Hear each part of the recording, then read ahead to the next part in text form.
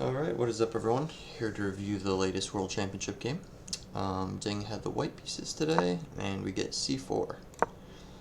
Knight to f6, knight c3. Now I will know absolutely nothing about this opening, as I neither play c4 myself or against it, really. What I do is I often just play b6 and just do my own little system and ignore whatever the hell they're doing and hope that I have a decent enough structure to survive the middle game.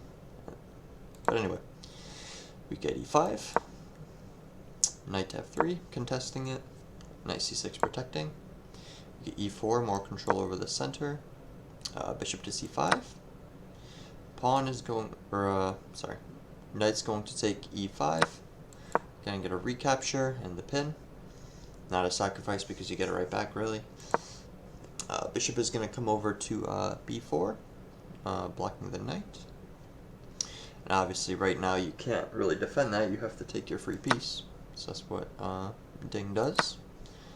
So the pawn is taken, and now you have 2 points of pressure on c3, and you are going to have doubled pawns.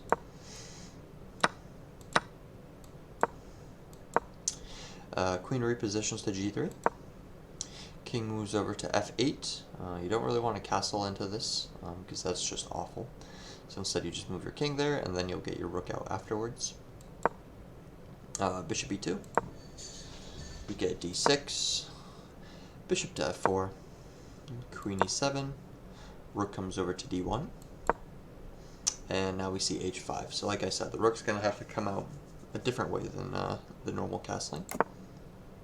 White, however, does not have a damage structure on that side, on the king's side, so he will castle.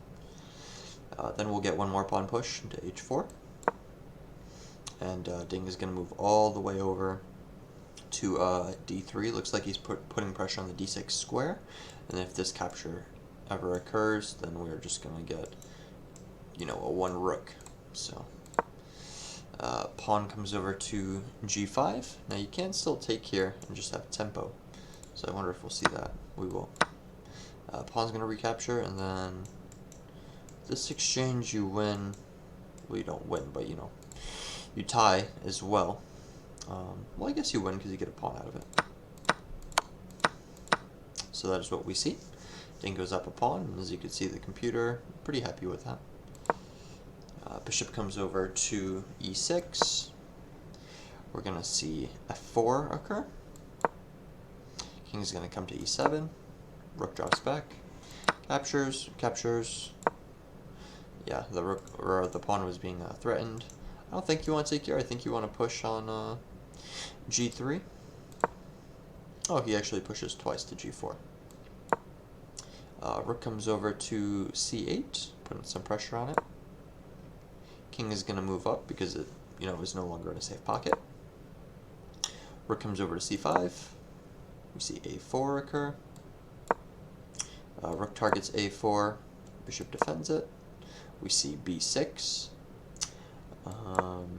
King to g3, further fixing its position. Rook to h6. I'm surprised we haven't seen a rook land on e4 yet, pinning the bishop, but then again, I mean, it's nothing permanent, not to mention that the bishop is being protected by the pawn. As soon as I say that, we get it. We get a bit of repositioning so that the king goes onto the g7 square. Rooks are now a little more active than they were before. And now white is targeting the a7 pawn.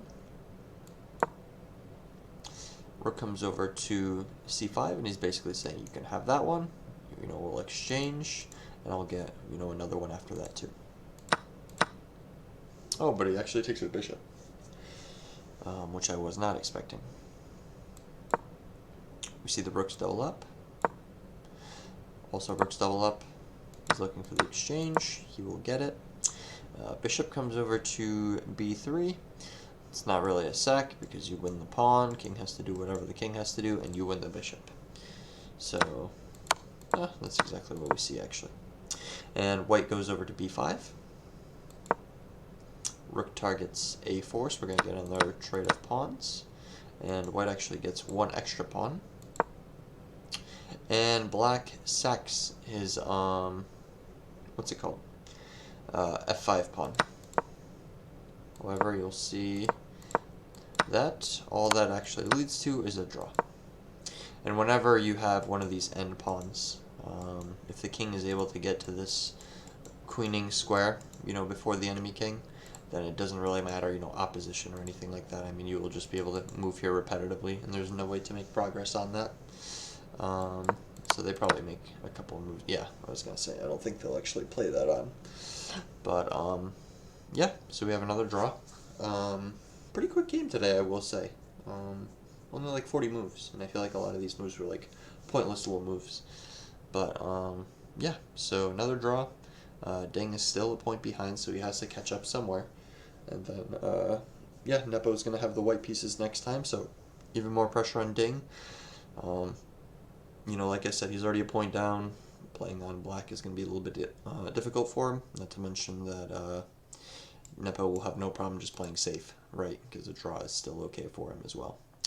But, yeah, that is all. Thank you for watching, and I will catch you guys next time.